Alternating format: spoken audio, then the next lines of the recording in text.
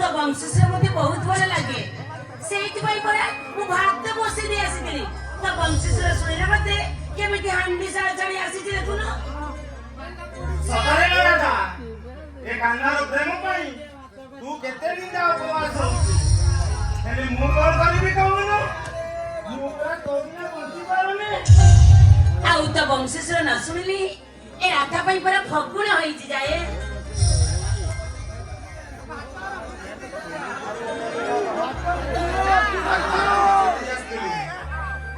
हेले एमिति काहे कि तू चली आसी मते फोन कराई देलु मो ए काना तू काहे के एमिति वंशी बजाउछु कइलु तू वंशी बजे एमिति मते डाकुछु अरे काना शीघ्र क घरे भात बसि दे आसीची यदि मामू मो पाए महंती जानी पइबो ओ पिठा चुप्पा गाड़ी देबो सकाळे राधा ए कान्हार प्रेम पाई तू केते माडो खाउछु केते निंदा उपवास होउछु सब देखुची सब सुनुची हेले मु कोन करिबि कहूनु तो बिना पर मु बंची पारुनी अरे राधा के मन तो बिना कोन बंची परिबो ए राधा रो रात्रि रक्त बिंदुरे प्रभावित होला बळी तोहरी नाम गाई बोलुची रात्रि छाती रक्त बिंदु प्रभावित होला बळे तोहरी नाम उंकी मारुची राधा बिना कान्हार कहानी था राधा तो कान्हा जीवन प्रथम फगुण तू ही मते बंचिबार इशारा देइछु ए समाज जते बेले जार जार आख्या देई निंदा कला ठीक सेतिकी बेले तो पाखरु पाइछे मु यथेष्ट भल पाइबा हेले कान्हा मो मामू आम दुई जन को मिसिबा को से पसंद करंती ता सहित मिसिया पई से रक्त मते मना करी दे जदी कान्हा मु सतरी तबिना मो बंची परिबिनी आलो तो बिना बिना कहानी होता आलो तो बिना मु कोन बंची परिबी तू बरा मो छाती रो कलिजा बिना मनीष बंचीबा का संभव काहे कि मते भारी डर लागुची मते जेमिति लागुची ए राधा डाल ता कान्हा को के अलग करी देबोनी तो सत कहूची कान्हा तू जदी मो पाखरु केबे अलग ही जाऊ राधा बिना बंची परिबोनी ईश्वर कौन सी शक्ति आसिले भी ए राधा ठारू कान्हा को केही अलग करी परिबे ए राधा रो प्रेम पर अमर शाश्वत जुगे जुगे राधा ओ प्रेम रो का अमर राधा ओ कान्हा रो प्रेम कहानी अमर ए राधा भी ए कान्हा पाखरे सबुदिन एमति रहिथिबो ए राधा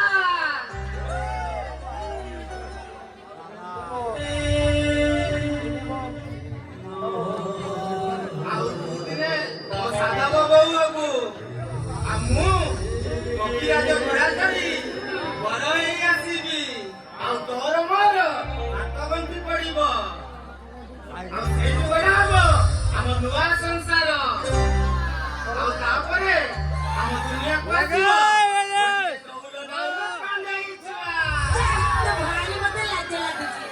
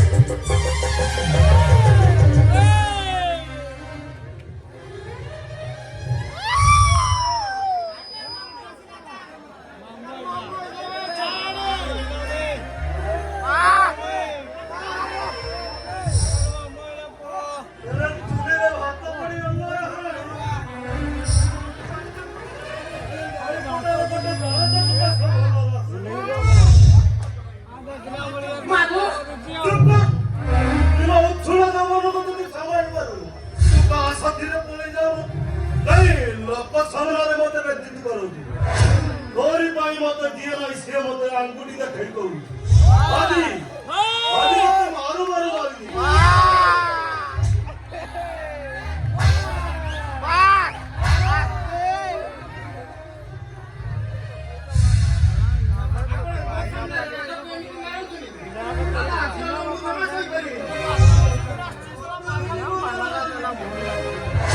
ମାରିଛୁ ମତେ ଏ ରହିଆ ମହାନ୍ତି ମୁଣ୍ଡକୁ ଥରେ ଟିକା ମାରିବ ଏ କାହାରି ନୁହଁ।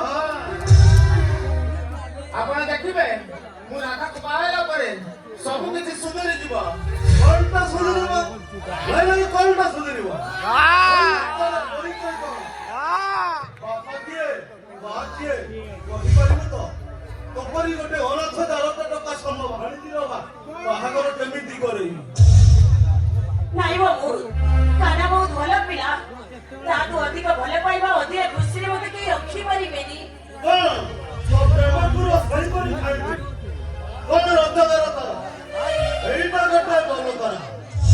ଆଜି ଆମେ ଏ ଘର ଟିକେ ଭଲ କରି ଖାଇଦବ। ଆଜି ତା ଘର ଟିକେ ଭଲ କରିକି ମିଠାଇ ଖାଇଦବ। ତୁ କଣ ଘରେ ଘରେ ଅଛ? ନାଇଁ ବାବୁ, ନାଇଁ ବାବୁ, ଆଉ କାହା ସହିତ ସଂସାର କରିଲେ ମୁଁ ଖୁସିରେ ସଂସାର କରିପାରିବିନି। କାହ୍ନାକୁ ଛାଡି ମୁଁ ଭୁଲି ପାରିବିନି।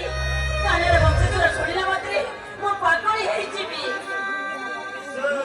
ଘର ଦବା କରି ଏ ସ୍ୱାସ୍ଥ୍ୟ ବଡ ଲୋକ ବଡ ଘର ଯଦି ତୁ ରାଜରାଣୀ କରି ରହିବ ଆଉ ସେଠି ବାହାରେ ଏ ବାଇଆ ବାହାନ୍ତି ମୋ ଦକ୍ଷିଣାରେ କୌଣସି ଅସୁବିଧା ହବନି। ବାବୁ, ନିଜ ସୁଖକୁ ମୋ ସୁଖ ପାଇଁ ତମେ ବଳି ଦେଇଦେବ କେମିତି କହୁଛ ବାବୁ? କେମିତି? ତୋ ବାପା ମା ମଲା ପରେ 20 ବର୍ଷ ପାଣି ପଶି ଛୋଟରୁ ବଡ କଲି। ଏବେ ତ ବୁଢା ହେଲି ବସିବା ନାହିଁ।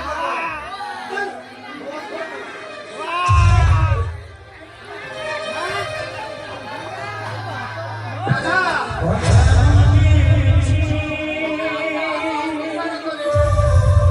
ସାରା ଜୀବନ ଖୁସି ହେଇପାରିବ। ଏ କାହ୍ନା ବିଚ୍ଛେଦରେ ବଞ୍ଚି ପାରିବ।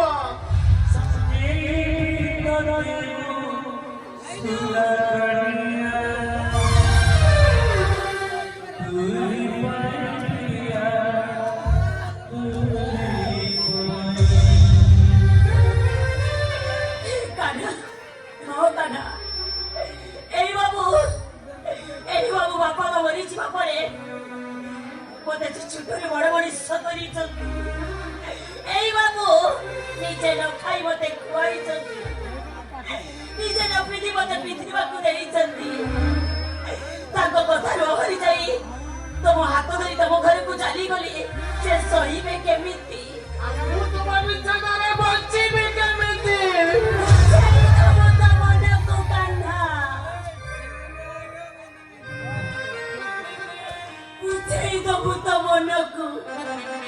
ଭାବିନେବୁ ତୋ ଜୀବନରେ ରାଧା ବୋଲି ଜଣେ ପ୍ରେମିକା ଆସିଥିଲା।